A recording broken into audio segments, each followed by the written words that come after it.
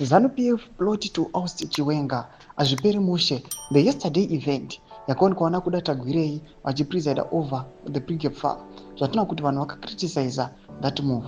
Vachiti Central Committee Parliament yese vakomana they were called with the pre-gap farm. Kuna kufamu yemutungamiri wenyika zvichinzi vangaonoona famu rake pauchenga kudiscussa ma-issues ebato kana inyika sanapinda mashoko anouya panguva inoi vanhu vachizviramba nodwa subscribe like on the bell icon tipinda panapa panhauya tobvunza kunzi aiwa uri kuda Standard a plot yaVP Oust Chiwenga pana pachinji redhi rinobudanyura chiti the old madalas of Zanu PF want Zimbabweans to be distracted by the unending palace intrigue.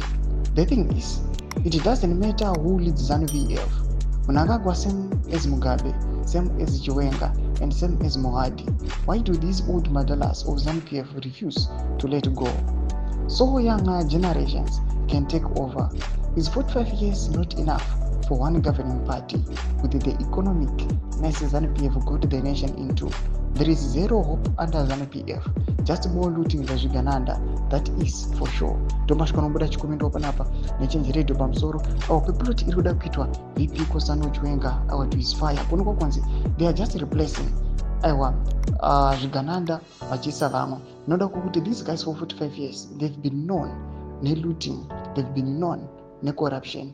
Panapa panguva ino vari kuonekwa kunzi they are just substituting another person anokunzi is a better person pa madeeds avo avanoita since getting independence. Mashoko ari kuda panguva ino ari kunzi the regime panguva ino yakufana kuritaya ichibva yese kupindawo vanhu vatsva vanyowani, but panguva ino kuri kuonekwa kunzi that is not gonna be possible just because they cannot remove it.